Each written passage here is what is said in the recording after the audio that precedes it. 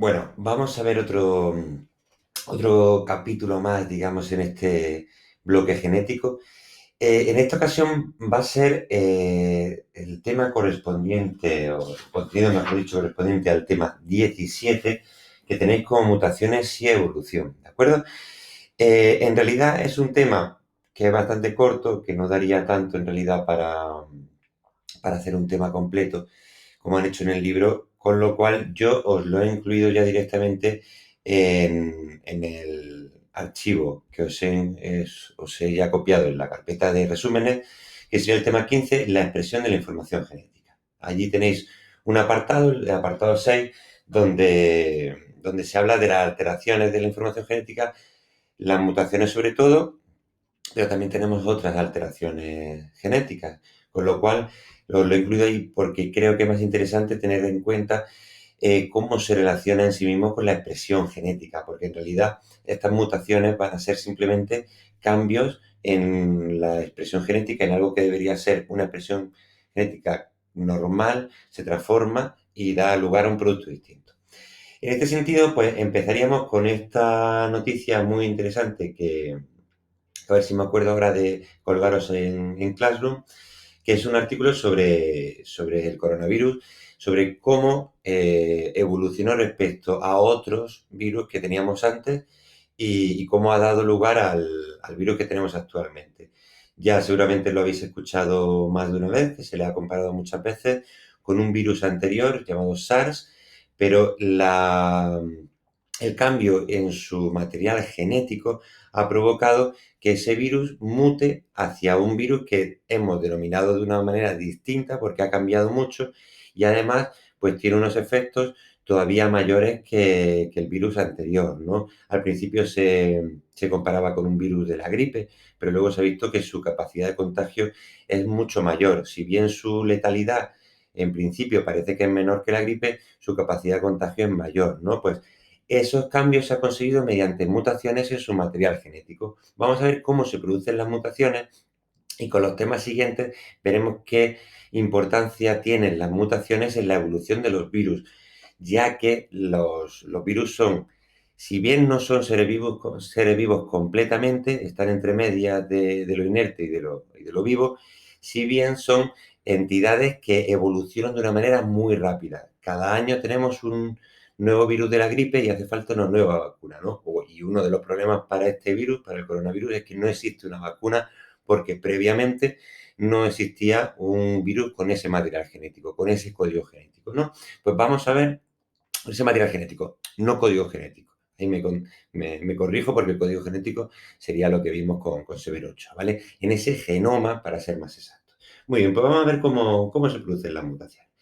Recordamos el archivo tema 15 que tenéis en la carpeta de resúmenes y vamos a ver distintos tipos de alteraciones de la información genética.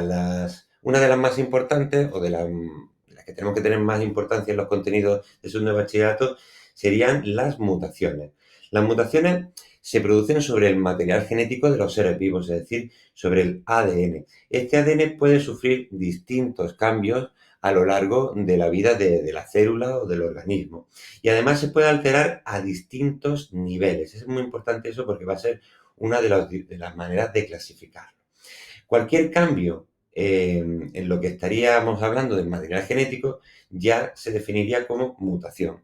Una mutación puede ser espontánea, es decir, que se produce porque sí, de manera natural y que se produce en la naturaleza y en la cual no tiene nada que ver el ser humano.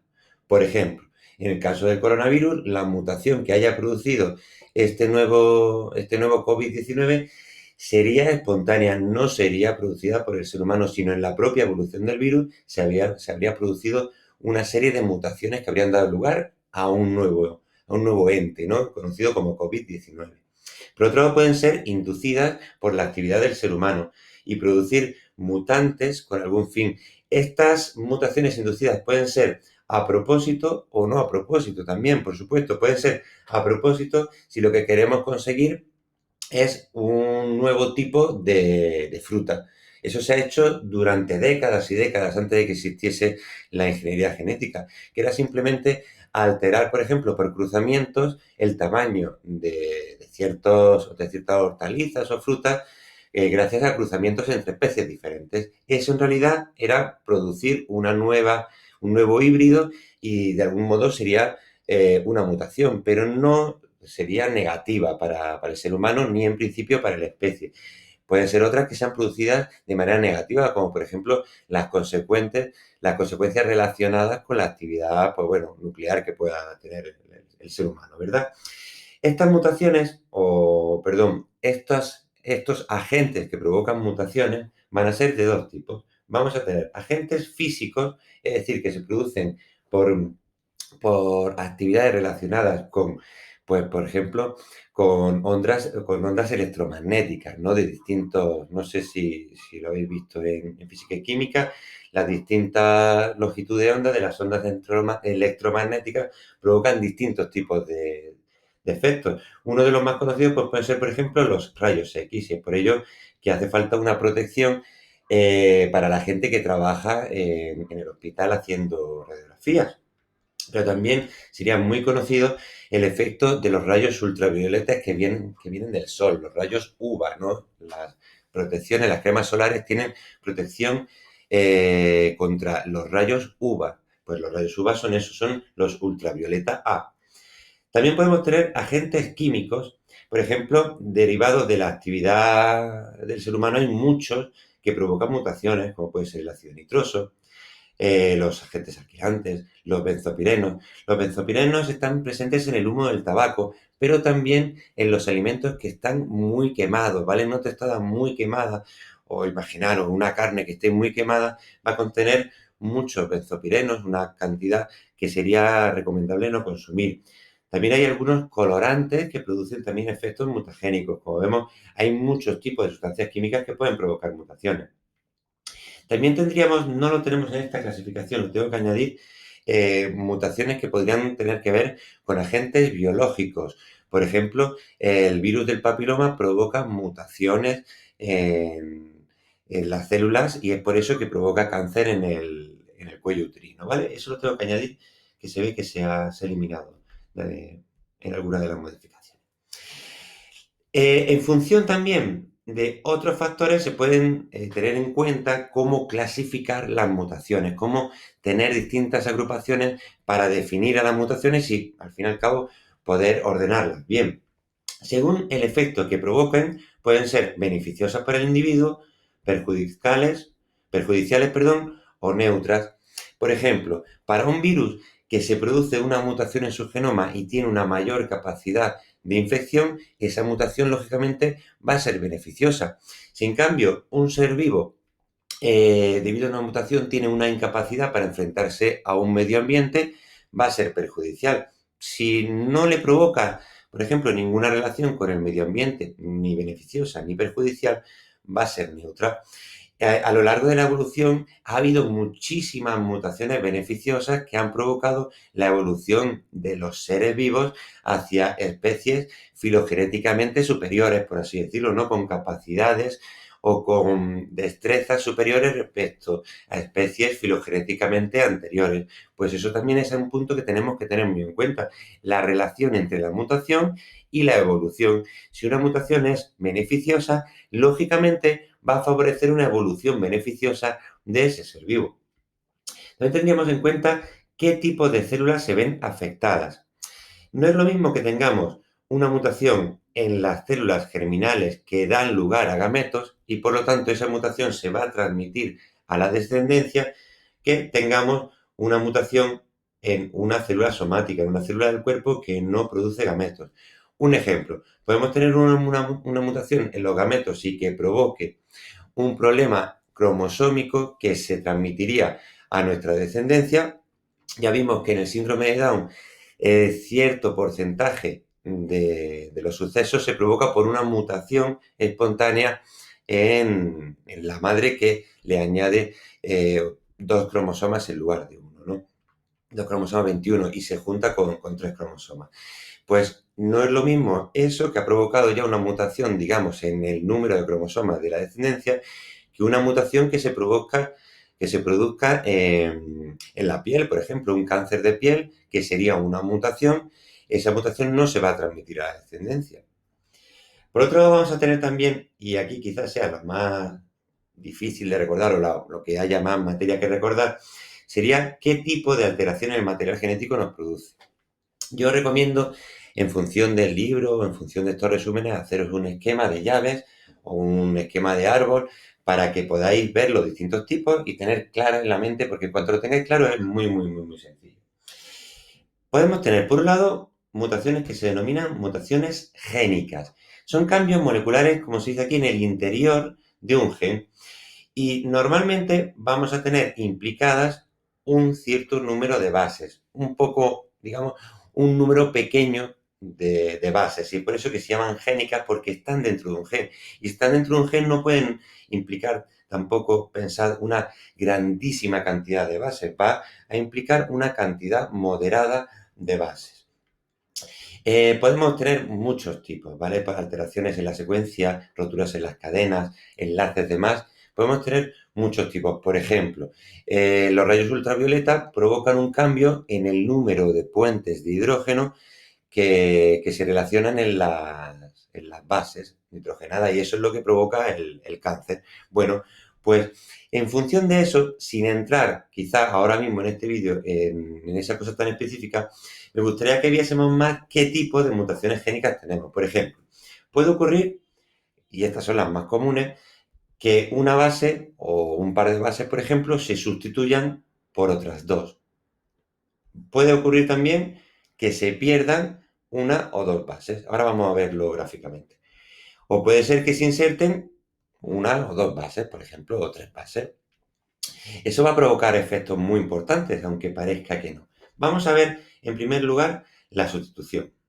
Tengo aquí una esquemita, este de aquí, en el que tenemos, bueno, lo que sería una síntesis normal. Tenemos un ADN con su doble cadena que se transforma en un ARN mensajero con sus codones separados y eso produce un polipéptido con sus aminoácidos unidos por un enlace peptídico. Vale, pues vamos a ver dos tipos de mutaciones por sustitución que provocan dos efectos muy importantes, uno más importante quizá que el otro, pero en cualquier caso muy serio.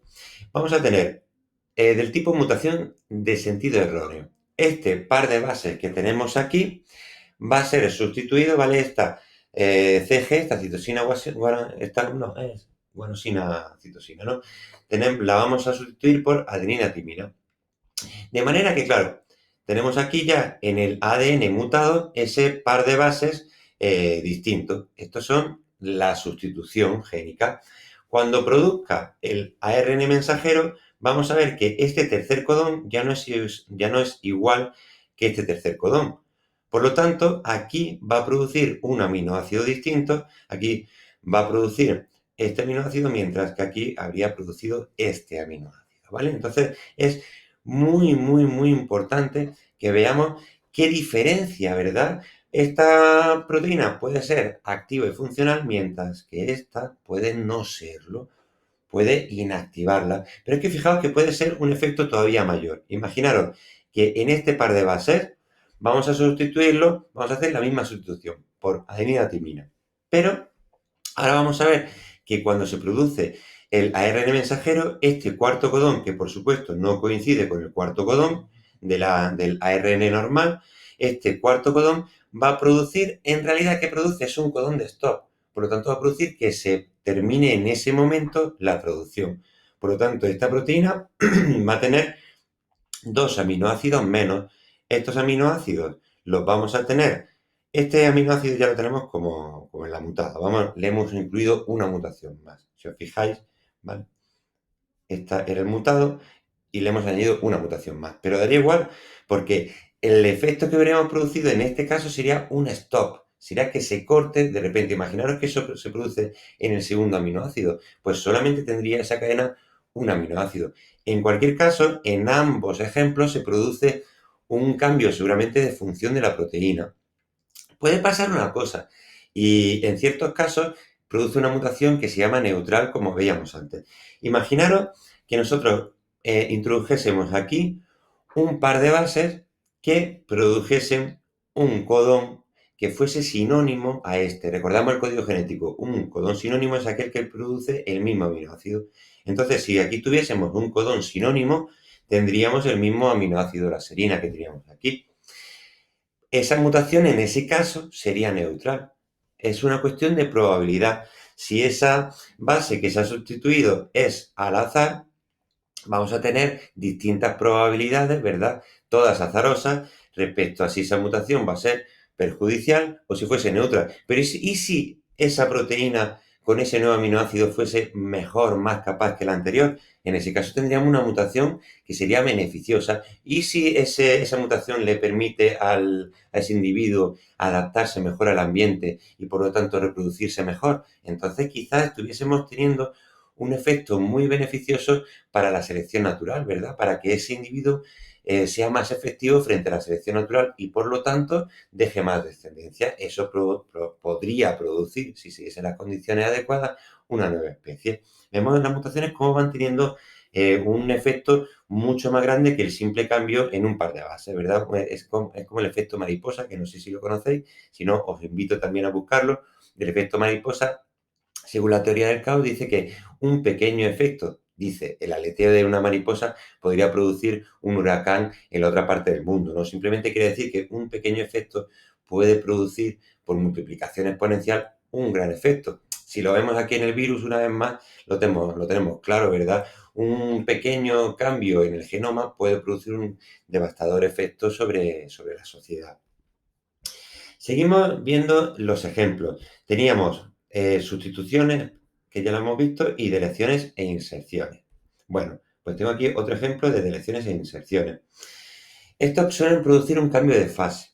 Lo veíamos el otro día, como si tenemos distintas codones de iniciación podemos tener varias fases. Bueno, pues aquí vamos a tener un cambio de fase un poco distinto. Vamos a ver un ADN original que tenemos aquí, separado lo tienen de 3 en 3, pero bueno.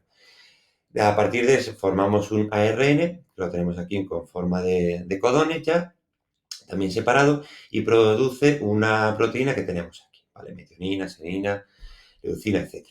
Vale, pues vamos a introducir una deleción, es decir, que eliminamos una de las bases. Esta citosina, ¡plax!, la vamos a quitar. Entonces, claro, si la quitamos, la adenina que tendría al lado sería la que tendría que ir en este paquete para cerrar el paquete de 3. Por lo tanto, esta adenina tendríamos que meterla en este paquete de 3.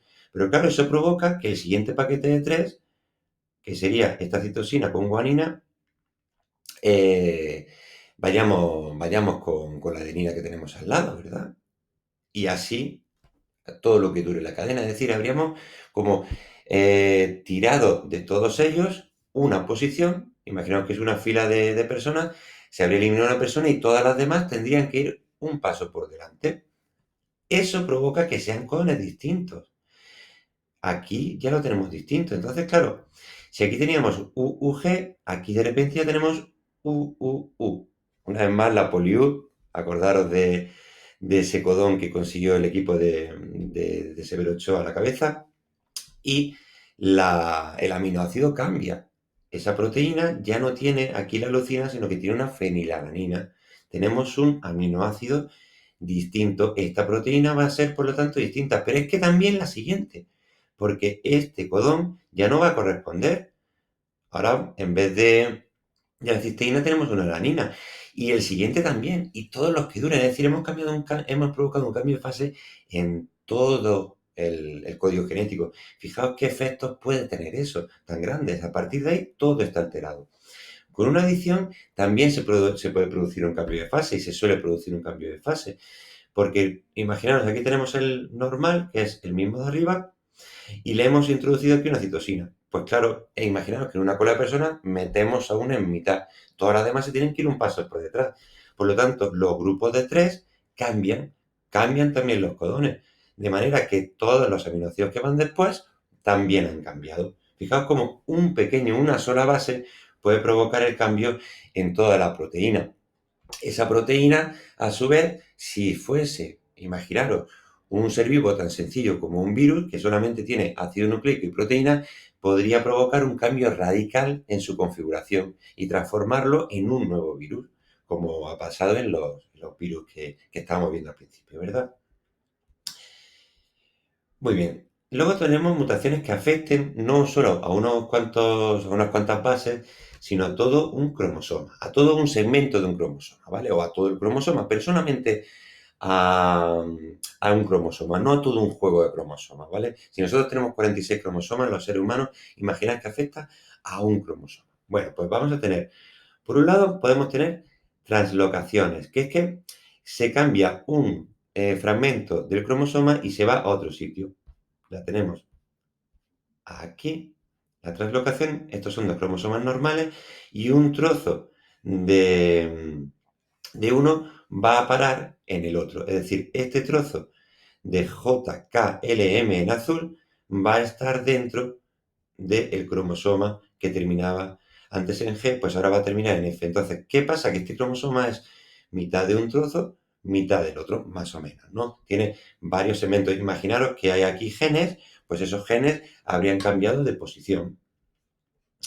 Tendríamos también inversiones, que es un segmento del cromosoma que cambia de orientación. La tendríamos aquí, este es el cromosoma normal, y se produce un cambio por mutación en el cual hay dos, imaginaos que estos fuesen genes, pues hay dos genes que han cambiado el orden. Si estuviesen relacionados entre ellos, porque estuviesen ligados, algo que, bueno, no vamos a llegar a esa complicación, pero podría pasar, eso cambiaría también las relaciones en la recombinación que nosotros veíamos durante la meiosis y va a provocar, por lo tanto, mutaciones bastante severas. Por otro lado, se puede producir la eliminación de un trozo del cromosoma. Este es el cromosoma normal una vez más, se elimina un trozo, el segmento CD, y se queda más corto este cromosoma. Luego tenemos duplicaciones. Creo que tengo la duplicación también. Sí, por ejemplo, un segmento del cromosoma que se duplique y lo tengamos CD y una vez más CD. Imaginaos que esto es una carga génica, pues ahora vamos a tener el doble carga génica de C y el doble carga génica de D. Pensad, como hablamos en el otro vídeo, que esto es un sistema muy complicado y muy complejo, con muchas cosas relacionadas. Entonces, un pequeño cambio va a provocar cambios muy sustanciales en todos los demás. Por otro lado, vamos a tener mutaciones que llamaríamos mutaciones genómicas. Esto que afectan al número normal de cromosomas de un genoma, de un cariotipo, de una especie. Vamos a tener distintos tipos. Por un lado, vamos a tener aneuploidías, que es alteraciones en el número normal de una dotación cromosómica.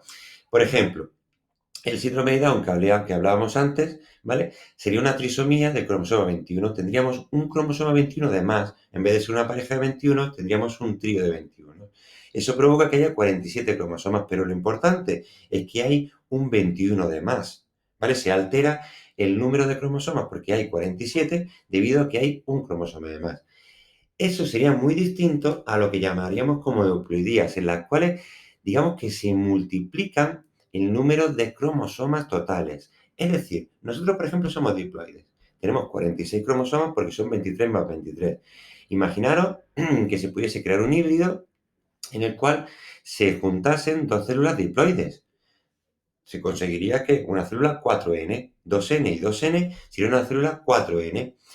Pues eso se ha conseguido en plantas, que son en las que se provocan de manera natural con mayor facilidad y el ser humano lo ha utilizado en su provecho para conseguir, como decíamos antes, cosechas con productos más abundantes y sobre todo de mayor tamaño. Entonces se puede conseguir que sean triploides, tetraploides, ¿vale? Eh, con seis dotaciones. Como decíamos aquí, el trigo actual es hexaploide. Y os voy a buscar la diferencia del trigo antiguo, digamos.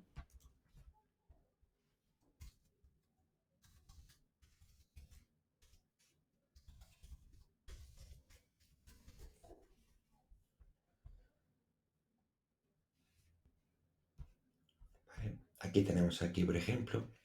Esto no se ha conseguido con ingeniería genética, no se ha conseguido en un laboratorio, se ha conseguido en el campo. Esa sabiduría que no era realmente perjudicial en muchos de los casos para la naturaleza, se ha utilizado para el provecho del ser humano. El tema es que cuando en esta revolución verde se pensó que con esto se iba a terminar el hambre en el mundo, pues realmente en ningún momento se acabó con el hambre en el mundo. Realmente los necesitados han seguido siendo necesitados porque a veces el progreso no siempre va en función de quién lo necesite, de qué ser humano lo necesite, en verdad.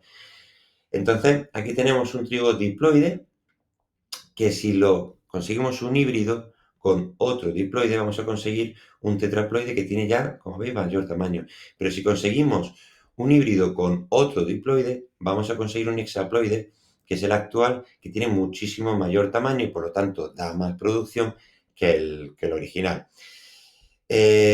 Os invito, seguramente lo hagamos también, una investigación muy somera, eso nos lleva 10 minutos, de en qué época se realizó este avance, en qué momento de la historia, digamos, respecto al hambre en el mundo se hizo y si eso ha provocado realmente un cambio en el hambre en el mundo. No hace falta, ¿verdad?, casi a priori ni hacer una investigación para saber que no ha sido así. En África no ha tenido, por ejemplo, ningún efecto, ninguna de las revoluciones verdes, que se llaman así, que se han realizado en la segunda mitad del siglo XX, ¿vale? Bueno, pues con este tema pasamos ya al último aspecto, ya de verdad falta muy, muy, muy un poquito, que va a ser la recombinación. Nosotros tenemos recombinación, por ejemplo, en la meiosis, ¿verdad? Eso provoca una alteración que en muchos casos va a tener un componente de azar y en cualquier caso va a provocar un cambio genético. Los hijos no se parecen a los padres y los nietos no se parecen a los abuelos. Pues ahí vamos a tener un ejemplo también de alteración en la expresión génica, ¿vale? Luego también vamos a tener genes que se llaman transposones o genes saltarines, que son genes que se van a mover en el genoma y van a provocar distintos efectos. Esto va a tener mucho, digamos, una gran importancia, sobre todo en microorganismos, pero no solo en microorganismos. Por otra parte, estas consecuencias de estas alteraciones las vamos a tener en el proceso de evolución, en la selección natural. La selección natural de Darwin, que ya la hemos visto, o ya la habéis visto, mejor dicho, en anteriores años, en anteriores cursos, y no nos vamos a detener, pues va a provocar una variabilidad individual dentro de cada especie que va a mejorar la capacidad reproductiva y eso le va a dar un plus, le va a dar una ventaja en la lucha por la supervivencia. Esta es la teoría darwinista clásica, ¿vale? El darwinismo, que no conocía de genética todavía, recordamos, Darwin no conoció los trabajos de Mendel porque Mendel los publicaba en alemán y el alemán, como pasa hoy en día, no es una lengua fuerte en la comunidad científica. Por lo tanto, Darwin no conoció las aportaciones de Mendel en un principio.